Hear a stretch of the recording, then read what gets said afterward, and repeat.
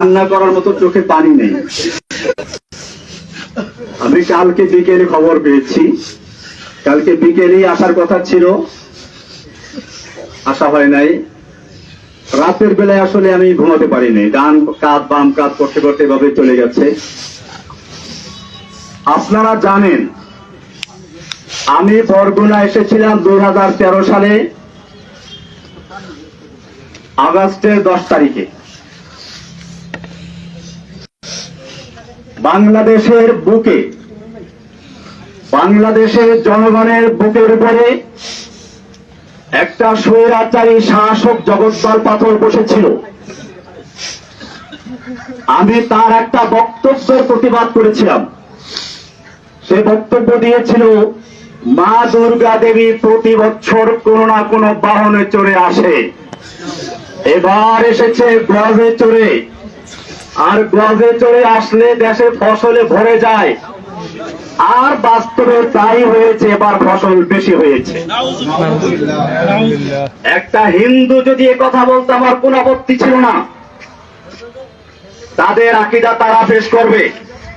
বাংলাদেশের 18 কোটি মুসলমানের নেত্রী এই দেশে বসে যে আকীদা পোষণ করেছে, আমি বলেছিলাম মক্কার আবু জাহেল আবুল হাবটা কি একটা ভালো ছিল। মক্কার আবু জাহেলরাও বিশ্বাস করত, কোরআনে স্পষ্ট বলেছে, ওয়ালাইন সাআলতাহুম মান খালাকাস সামাওয়াতি ওয়াল আরদ।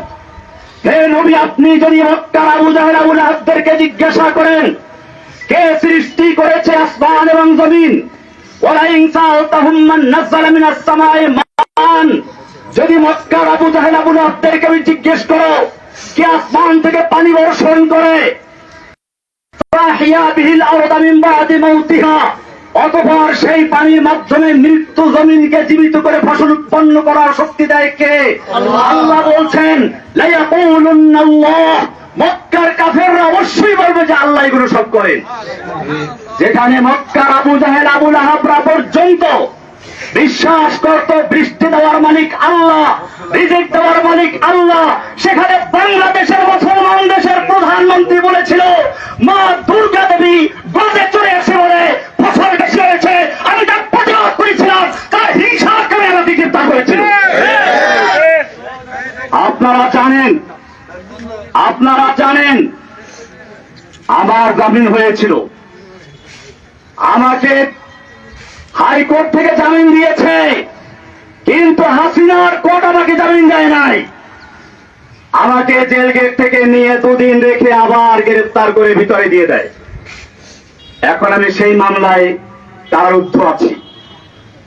ভাইয়েরা আমার, আপনারা জানেন আমি ঈদের সময় বাড়িতে বেড়াতে এসেছিলাম। আমি কোনো দল করি না, আমার প্রত্যেকটা লেখা এবং বক্তব্যে বলা আছে আমি একজন মুসলিম। কোরআন আমার পরিচয় দিয়েছে, হুয়া সাম্মাকুমুল মুসলিমিন। আমি সেই মুসলিম পরিচয় দিয়ে চলেছি। আমার নামে একটা দল তৈরি করে কখনো বলা হয় আমি একটা আধ্যাত্মিক নেতা, কখনো গুরু, কখনো প্রধান, কখনো আরো কি।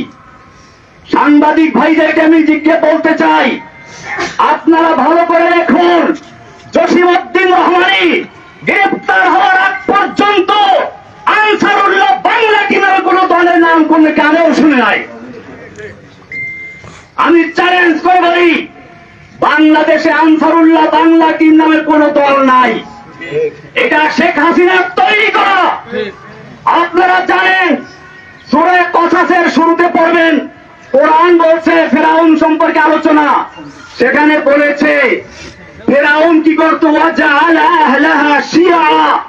ফেরাউন তার জাতিকে বিভিন্ন দলে দলে বিভক্ত করত, ইস্তাযইফু তাইফাতাম মিনহুম, তাদের একটা গ্রুপকে সে দুর্বল করে রাখত।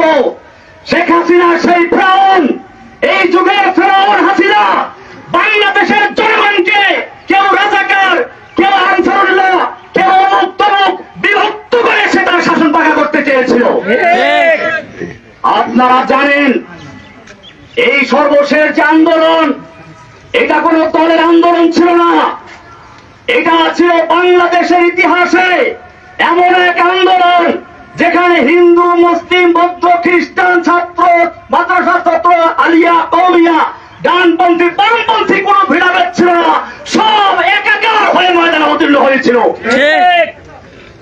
আপনারা জানেন, আমার মনে পড়েছে জেলখানায় বসে যেদিন শুনলাম হাসিনা পালিয়েছে।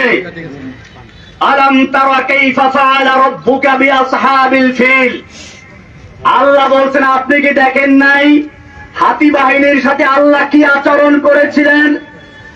হাতি বাহিনী হাসিনা নামাতে চেয়েছিল, সাজওয়াজান নামিয়ে দিয়েছিল। আল্লাহ বলছেন আলাম ইয়াজআল কাইদাহুম ফি তাদলিল, তার এই জঙ্গি জঙ্গি খেলার চক্রান্ত আল্লাহ কি ব্যর্থ করে দেন নাই? ওয়ারসালা আলাইহিম তায়রান আবাবিল, আল্লাহ বলছেন আব্রাহাকে ধ্বংস করার জন্য ঝাঁকে ঝাঁকে পাখি পাঠিয়ে দিয়েছিলেন। তায়রান মানে পাখি, আবাবিল মানে ঝাঁকে ঝাঁকে। আমার দেশে বলা হয় আবাবিল পাখি। আমি তখন মনে করলাম এই প্রাইমারি স্কুলের ছাত্র, হাই স্কুলের ছাত্র, নাবালিক শিশু পর্যন্ত যখন ময়দানে ছাপিয়ে পড়েছে, এটা আল্লাহ দেওয়া সেই আবাবিল পাখি চলে এসেছে। হাসিনার কোনো ক্ষমতা ছিল না মোকাবেলা করার মতো। আমি ধন্যবাদ জানাই বাংলাদেশের সেনাবাহিনীকে সময় মতো পদক্ষেপ নেওয়ার জন্য, যে তারা কোন দলে আনুগত্য না করে বাংলাদেশের জনগণের পাশে দাঁড়িয়েছিল। আমি বাংলাদেশের পুলিশ ভাইদেরকে বলবো, আপনাদেরকে জোর করে ব্যবহার করেছে আমরা জানি, আপনাদের দোষ না। আমি সেজন্য আজকের মাধ্যমে সারা বাংলাদেশের মুসলিম অমুসলিম সমস্ত মানুষকে বলতে চাই, আপনারা কোনো ফাঁদে পা দিবেন না। এখন বড় কঠিন মুহূর্ত চলছে। আপনারা দেখেছেন ভারতের মিডিয়ায় প্রচার হচ্ছে বাংলাদেশে হিন্দুদের মন্দির জ্বালিয়ে দেওয়া হচ্ছে, হিন্দুর বাড়ি ঘরে আগুন লাগানো হচ্ছে, এই সমস্ত অপপ্রচার হচ্ছে। খবরদার, আমি আপনাদেরকে কঠোরভাবে বলছি, কোন হিন্দুর উপরে আক্রমণ যেন না হয়, কোন মন্দিরকে আগুন দিতে না পারে, সেজন্য আপনাদেরকে অতন্ত্র প্রহরে বাঁচতে হবে ইনশাআল্লাহ। ভাইয়েরা আমার, আপনারা জানেন আমরা কোন বিশৃঙ্খলা পছন্দ করি না। আমরা চাই আল্লাহর নবী যেরকম ভাবে মক্কা বিজয়ের পরে যখন তার সামনে সাহাবায়ে কেরাম 10,000 উন্মুক্ত তরবারি নিয়ে বসে আছেন, একটা ইশারা করলে সব গর্দান গুড়ে যায় মক্কার কাফেরদের। মক্কার কাফেররাও এসে হাজির হয়েছে সামনে। আল্লাহর নবী জিজ্ঞেস করেছিলেন, ওহে মক্কার কাফেররা, তোমরাই তো সেই লোকগুলো যারা আমাকে হত্যা করার জন্য ঘেরাও করেছিলে, তোমরাই তো সেই লোকগুলো যারা আমার বিলালকে উত্তপ্ত রৌদ্রে শুয়ে রেখে নিচে আঙ্গার দিয়ে উপরে পাথর চাপা দিয়ে রেখেছিলে, তোমরাই সেই লোকগুলো যারা সুমাইয়া রাদিয়াল্লাহু তাআলা আনহাকে লজ্জাস্থানে বর্ষা দিয়ে আঘাত করে হত্যা করেছিলে, তোমরাই সেই লোকগুলো যারা আম্মার ইবনে ইয়াসিরকে বন্দী করে নির্যাতন করেছিল। কিন্তু আজকে তোমাদের আমি জিজ্ঞেস করতে চাই, তোমরা আমার থেকে কেমন ব্যবহার আশা করছো? মক্কার কাফেররা বলেছিল, একজন উত্তম ভ্রাতার কাছ থেকে যা আশা করা যায় তাই আশা করছি। আল্লাহর নবী বলেছিলেন, আজকে আমি সে কথাই বলছি যা আমার ভাই ইউসুফ আলাইহিস সালাম বলেছিলেন তার ভাইদেরকে নাগালে পাওয়ার পরে। আল্লাহর নবী বললেন, লা তাসরিবা আলাইকুমুল ইয়াউম, আজকে তোমাদের বিরুদ্ধে আমাদের কোনো ক্ষোভ নাই, কোনো প্রতিশোধ নেওয়ার ইচ্ছে নেই। যাও, ইযহাবু আনতুম তুলাকা, আমি তোমাদের সকলকে সমানভাবে আমভাবে ক্ষমা ঘোষণা করছি। বাংলাদেশে আন্দোলনরত ছাত্র জনতা, মাদ্রাসার ছাত্র, স্কুল কলেজের ছাত্র, সাধারণ জনতা, আমি সকলের কাছে অনুরোধ করব, আল্লাহর নবীর এই মক্কা বিজয়ের ঘোষণাকে কেন্দ্র করে আমরা যেন এই বিগত দিনে যা হয়েছে সব ক্ষমা করে দিয়ে একসাথে একটা সুন্দর সমৃদ্ধ সাম্যের বাংলাদেশ গড়তে পারি। আমি একটা কথা না বললেই নয়, আপনারা অনেকে মনে করেন প্রচার হচ্ছে হিন্দুরা মুক্তমুখ। আমার এই জীবনের আমি সর্বশেষ ঘটনা বলছি, সর্বশেষ আমি যেদিন কোর্টে যাই, একজন কারা পুলিশ, নাম হলো প্রবীর, 2 তারাওয়ালা কি এরা হিন্দু, দেখেন হিন্দু, দুপুরের সময় ডায়াবেটিস রোগী, মুখটা শুকিয়ে গেছে, বলেন হুজুর আপনার কোথায় ক্ষুধা লেগেছে? আমি কিছু বললাম না, বলে টাকা থাকলে দেন আমি খাবার এনে দেই। আমি টাকা তো আনি নাই, কোর্টে বসে। উনি আরেকজনের কাছে টাকা ছিলেন, তাও নাই। শেষ পর্যন্ত নিজের পকেট থেকে টাকা খরচ করে আমাকে দুপুরে এক প্যাকেট বিরিয়ানি আর একটা 2 লিটারের পানি দিয়ে দেয়। হিন্দু প্রবীর, এরা সর্বশেষ যে কোর্টটা আমি করেছি সেই কোর্টের দিন। আপনাদেরকে আরো বলি, আমি যে জেলখানায় রয়েছি সেখানে চক্রান্ত হয়েছিল বড় ধরনের দাঙ্গা করানোর জন্য। আমি সকালবেলা থেকে পুরা জেলখানায় হ্যান্ড মাইক হাতে নিয়ে বলেছি, খবরদার কেউ কোনো বিশৃঙ্খলা করবেন না, বিশৃঙ্খলা করবেন না, আপনারা শান্ত থাকুন। আপনারা জানেন আমাকে রাখা হয়েছে হাই সিকিউরিটি জেলে, এশিয়া মহাদেশের 1 নাম্বার জেলেটা, কঠিন জেল। 1000-এর উপরে আছে ফাঁসির আসামি, ফাঁসির আসামি আছে 1000-এর উপরে। এরপরে হুজি জেএমবি যত সব ওখানে। এইখানে গন্ডগোল লাগাবার চক্রান্ত করা হয়েছিল।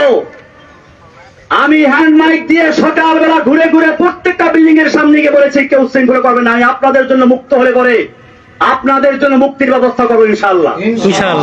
সবাই আমার কথা মেনে নিয়েছিল। কিন্তু কে বা কারা উস্কানি দিয়ে কিছু কয়েদিদেরকে লেলিয়ে দিয়েছে এখানে আক্রমণ করার জন্য, বিশেষ করে আমি যে বিল্ডিং গেছিলাম সেখানে আক্রমণ করার জন্য। কারণ কি? কারণ ছিল এই আন্দোলনটাকে একটা জঙ্গি রূপে আকৃতি দেওয়ার জন্য। আমি গোয়েন্দা বিভাগের ভাইদেরকে বলবো, ঢাকার high security, Kashimpur high security পরিবেশ শান্ত হওয়ার পরে এই কয়েদিদেরকে লেলিয়ে দিয়েছিল কারা হাজতের উপরে।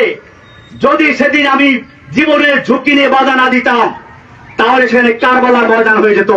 কারণ হাজতেরা নামলে পরে ওই কয়েদিদেরকে খুঁজে পাওয়া যেত না। এই চক্রান্ত কারা করেছিল আপনাদের খুঁজে বের করতে হবে। এই চক্রান্ত শুধু জেলখানার ভিতরে না, আপনারা শুনুন, আমি যেই ব্লকে থাকি, অর্থাৎ ব্লক বলতে একসাথে 7টা রুম, আমি সবসময় একাই থাকতাম এক ব্লকে।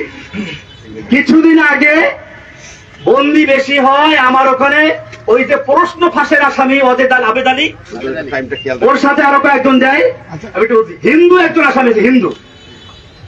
আমি বললাম, খবরদার তুমি যে হিন্দু কেউ বুঝতে না পারে। আমি ওর নাম রেখেছিলাম আব্দুর রশিদ, এখন আমার পাশেই আছে, আসার সময় দেখা করে আসছি, যাতে করে তার কেউ ক্ষতি করতে না পারে।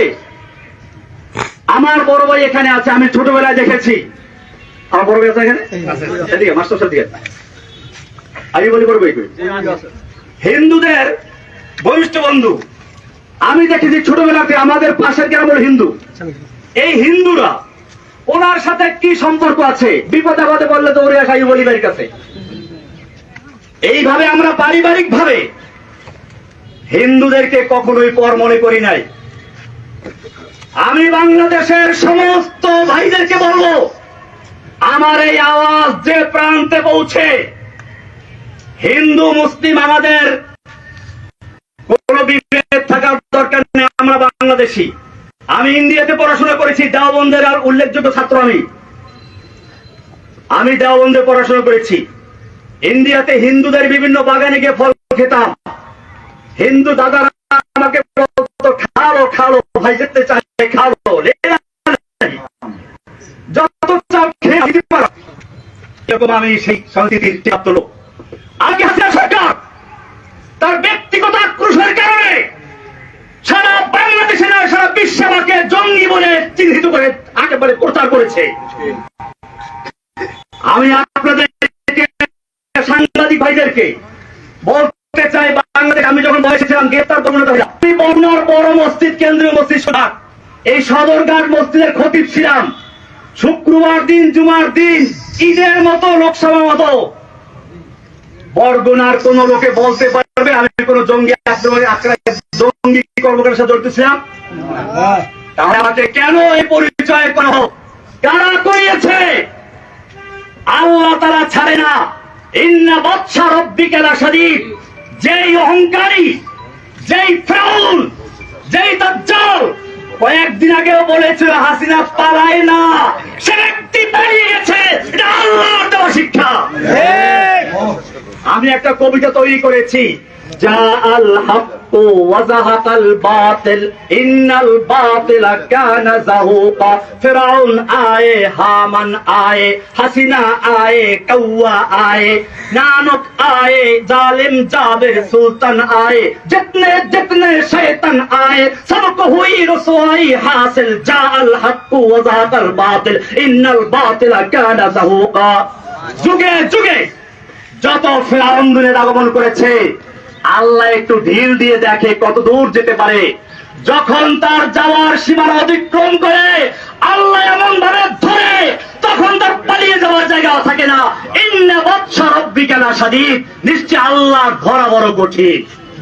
ভাইরা আমার, আমি অনেক কথা বলে ফেলেছি, আমার সর্বশেষ কথা এটাই, এই যে বিজয়টা হয়েছে, এই যে বাংলাদেশের স্বাধীনতা অর্জন হয়েছে নতুন করে, এই স্বাধীনতা অর্জনে যে সকল ছাত্র ভাইয়েরা, বিশেষ করে আবু সাইদ, সেই রংপুরের আবু সাইদ, যে ব্যক্তি নিজের বুকটাকে টান করে দিয়ে গুলির সামনে নিজেকে পেশ করে দিয়েছিল, আমার মনে পড়লো সেই ইংরেজ তার ইতিহাস।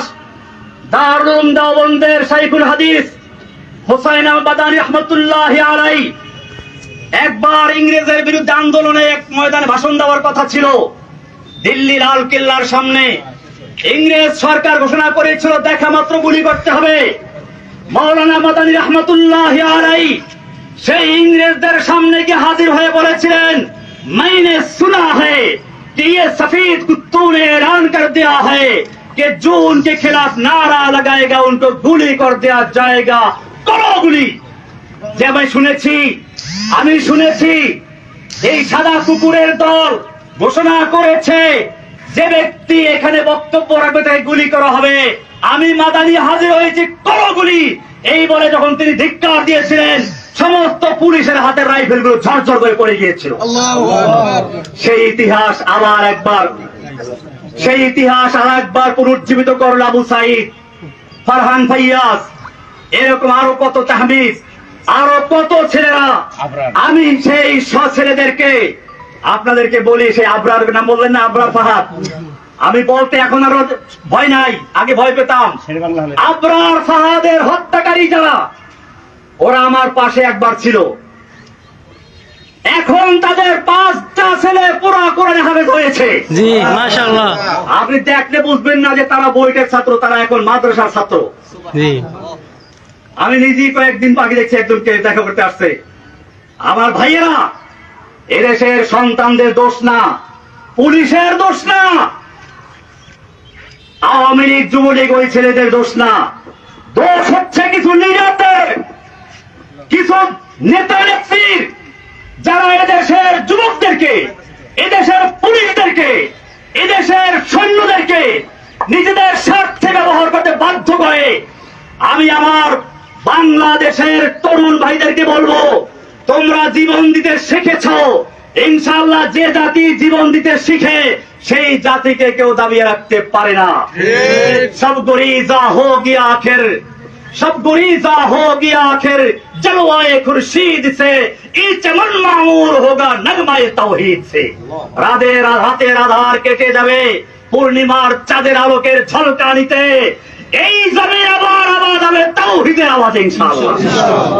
ভাইয়েরা আমার, আমি আপনাদের কাছে দোয়া চাই, আল্লাহ যেন আমাকে এবং আমার সঙ্গে আরো যে ভাইয়েরা আছে সকল ভাইদের মুক্তি আল্লাহ তাআলা ত্বরান্বিত করেন, জোরে বলেন আমিন। আমরা জানাজা এসেছি আমার বড় বোনের মৃত্যু। আমার এই বড় বোন মূলত মায়ের মতোই, মায়ের আদর স্নেহ দিয়ে তিনি আমাদেরকে লালন পালন করেছেন। আমার এই বড় ভাইরা দুইজন আছেন, আপনারা জানেন এই দুই ভাই কৃষক, কিন্তু এই ভাই একজন আর্জুন কই, মজিদ ভাই কই, আর ইনি হলেন Abdul Jalil master, BSc BEd MA pass. আমার ছোট ভাইটা ছিল আবুল বাশার, সেমে পাস করা ছিল, কলেজে প্রফেসর ছিল। আমাদের এই সব ভাইগুলোকে ঈদের সময় আমরা একত্রে ছিলাম, আমাদের ভাই বোন আমরা সবাই অত্যন্ত আপন। আমাদের মধ্যে কোন রকমের কোনো একটু মনোমানিত নাই। ঈদের সময় আমরা সবাই হাজির ছিলাম, আমাদের মেয়ে জামাইগুলো, আমাদের ভাইগুলো, ভাতিজাগুলো। আজকে কয়েকটা ভাতিজা এখন চিনতেও পারি না আমি, কারণ ওরা ছোট ছোট অবস্থা জেলে ঢুকেছিল। এই লোকগুলোকে জঙ্গি বানিয়ে দিল। এরপরে শুনলো আরো কি হয়েছে, ওই যে পুলিশ বাবুল আক্তার, সে তার বউকে নিজে খুন করলো। সে বললো কি যে আমি জঙ্গি আন্দি করতাম, সেজন্য আমার উপরে জঙ্গি আক্রমণ করছে। এরপরে সারা বাংলাদেশে গ্রেফতার করলো। আবার সেই সময় আমার এই কৃষক দুই ভাইকে ক্ষেতের থেকে ধরে গ্রেফতার করলো। আমার এই ভাই জলিল মাস্টার বরগুনার একজন নাম করা হেডমাস্টার, আজকে কত 11 বছর পর্যন্ত মামলার কোন বিচার নাই। মামলার বিচার করবে কি? এই মামলা তো হাসিনার নির্দেশে হয়েছে, এই মামলার কোন এভিডেন্স নাই, সেজন্য মামলা জায়গায় রয়ে গেছে, আজ পর্যন্ত বিচার শুরুই হয় নাই। আমি আপনাদেরকে কথা বলে এই জন্য বললাম, আপনারা বরগুনার মানুষ, হয়তো আপনারাও মিডিয়ার কারণে অপপ্রচারের কারণে বিশ্বাস করতে পারেন, মনে করতে পারেন কিনা যেন আছে। আসলেই আমার এই ভাইগুলোকে আপনারা চিনেন। আমার ছোট ভাই ওই সময় বাড়ি ছিল না, সে বরিশাল কলেজে প্রফেসর ছিল, তাকে গুম করা হলো, 6 মাস পর্যন্ত নির্যাতন করা হলো। বলা হলো তুই খালি একটা কথা বল, জসিমউদ্দিন রহমানী আনসারুল্লাহ বাংলা টিমের প্রধান, তাল তোকে ছেড়ে দিব। আমার ছোট ভাই চরম নির্যাতনের শিকার হয়েছে। আমি যখন তাকে যেতে দেখলাম, হাঁটতে পারে না, একটা যুবক তকবাব, কি হাস্যোজ্জ্বল হাসি খুশি একটা ছেলে, কিন্তু সে হাঁটতে পারছে না। এবং কিছুদিন পরে সে আল্লাহ রাস্তায় মারা গেল, শহীদ হয়ে গেছে। ভাইরা আমার, কি অপরাধ ছিল সে আবুল বাশারের, কি অপরাধ ছিল জলিল মাস্টারের, কি অপরাধ ছিল কৃষক আইয়ুব খলিলের, কি অপরাধ ছিল সেই ছোট ছোট বাচ্চাদের, ওই যে ছেলেগুলো সব জেলে ছিল। এখন আমার সামনে সব বড়গুলো বড় হয়ে গেছে, হাতি যারা আমি চিনিও না লেখে। এই যে এটা জেলে ছিল, এই সিএনবি মসজিদের ইমাম, এই একটা জেলে ছিল। এরকম মানে এখন বড় হয়ে গেছে, আপনি দেখছেন। তখন আরো ছোট ছোট বাচ্চা ছিল, এই বাচ্চাগুলোকে ধরে জেলে ঢুকিয়েছে। বিচার কি হবে না? আল্লাহর কি আদালত নাই? আল্লাহ তাআলা সব দেখেন, সব শুনেন। তিনি একটু ঢিল দিয়ে দেখেন, তোমাকে এই দেড় যুগ পর্যন্ত ঢিল দিয়েছিল, এরপরে তোমাকে এমন ধরেছে, তোমার দরবেশ বাবা দাড়ি কামাইয়া মারতে পারে নাই। দেখেন নাই দরবেশ বাবারে? এই দরবেশ বাবা ইসলামকে ভালোবাসে, কিন্তু আজকে সে বাঁচার জন্য দাড়ি কামাইয়া মারতে পারে নাই। আমি বলতে চাই, এখন থেকে সামনের দিকে আমরা যেন ঐক্যবদ্ধ ভাবে একটা সমৃদ্ধশালী, সাম্য, ভ্রাতৃত্বপূর্ণ একটি বাংলাদেশ গড়তে পারি, সেজন্য আমরা একতাবদ্ধ হয়ে চলবো ইনশাআল্লাহ। কোন রকম বিশৃঙ্খলা আমরা করব না। কোন হিন্দুদের মন্দিরে অথবা পাশাপাশি আক্রমণ করতে না পারে, সেদিকে আমরা খেয়াল রাখবো। আমার সারা বাংলাদেশে পৌঁছে দিন ইনশাআল্লাহ। আল্লাহ তাআলা যেন আমাদেরকে সকলকে একটা সুন্দর, সুখী, সমৃদ্ধশালী বাংলাদেশ গড়ার তৌফিক দান করেন। আমিন।